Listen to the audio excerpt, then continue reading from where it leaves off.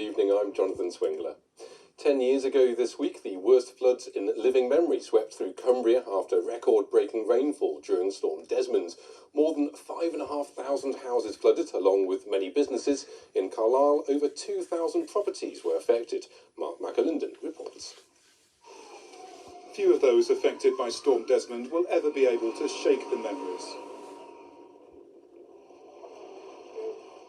For days, people were coming to terms with what they'd lost. So everything that you own here is, well, it looks destroyed, doesn't it? Yeah, we had to take everything out of the wardrobe, the drawers, put it on the bed. My food toilet itself was floating. 10 years on, Ian Naylor Wally on Brunton Avenue remembers everything. It was 5 foot high, actually, the whole lower floor. So the whole lot, everything you see down here is brand new, but it was in 2016. Part of the response to the devastating impact of Storm Desmond was to build new £25 million flood defences here in Melbourne Park in Carlisle. Work was completed in 2021 and the Environment Agency says that this will give improved protection to more than 1,600 homes and businesses. And along with other flood protection work across the city, it's hoped there is protection now to the same levels as Storm Desmond. Some reassurance then, but is it future-proof? How much better it's protected against how much worse the storms in the future will be is always a worry. What we really want to do is to try and give some assistance to the river so that it's not combining in terms of its peak levels, 3 rivers in Carlisle at the same time, and seeing whether we can store things in the right place or we can slow things down in the right place. Well, it's a good 5 feet here, and then if you go down into the utility room, and then in the garage nearly up to 8 feet. Having been flooded twice, did you ever think about leaving? Did you not think about sort of like trying to put this house in the market and getting to high ground? No, it's our house. We love the area. It's everything's on hand. Family around about as well. So no, it was. Yes, this is it.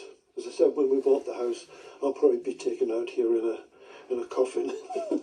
A decade on, flood victims who lived through Storm Desmond are getting on with their lives, with maybe one eye on the skies when heavy rains are threatened. Mark McAlinden, BBC Look North, Carlisle. The number of sick days taken by prison staff in County Durham due to mental health problems has almost tripled. A BBC investigation has found days off because of conditions like anxiety, stress and depression at HMP Frankland rose by 195% between 2019 and 2024.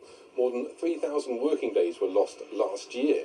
The Ministry of Justice says the welfare of prison officers is a priority and is investing around £15 million to improve their safety.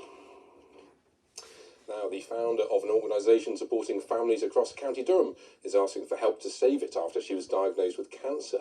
Lynn Hamill-Randall says her Sensory Cafe in Concert has supported tens of thousands of new parents over the last few years. Emma Wass reports. A safe space for mums and their little ones. Mum of 5 Lynn opened the cafe 8 years ago, motivated by her own past struggles. I knew what it felt to have postnatal depression myself, and I just felt so isolated and so alone that I wanted to kind of help others not to feel like I did when I was obviously going through that. Open 5 days a week with 3 sensory sessions available to book, the Clatterbout Sensory Cafe has up to 1,000 people through its doors every month. But in August, Lynn was diagnosed with breast cancer. She's now recovering from a mastectomy. You just want to run away and you want to hide, but we know how important that the facilities are to the public and to the community.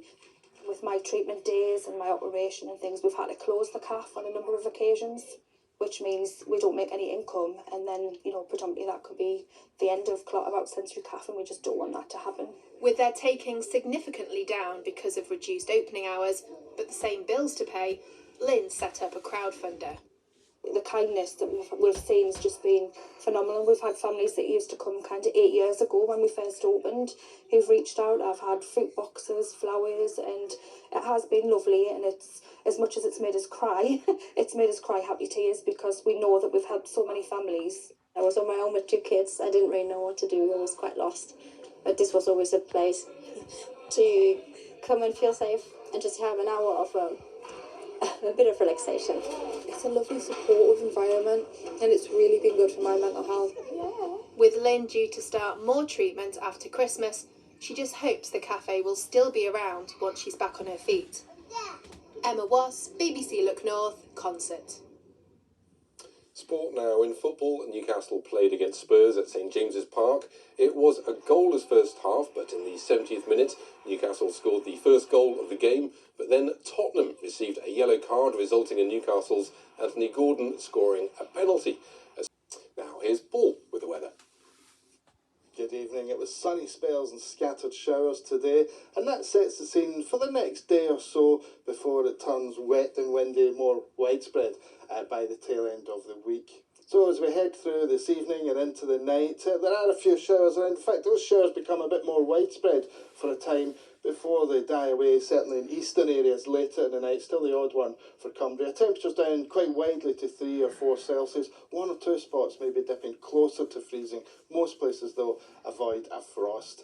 Tomorrow it's another day of sunny spells and scattered showers. Again, most of the showers in the west, but 1 or 2 of them making it east of the Pennines tomorrow, so maybe not quite as much blue sky in the east as we had today. Temperatures a wee bit cooler at 8 Celsius as well. Rain at first on Thursday, drier and brighter later. The reverse on Friday. That's all from the late team.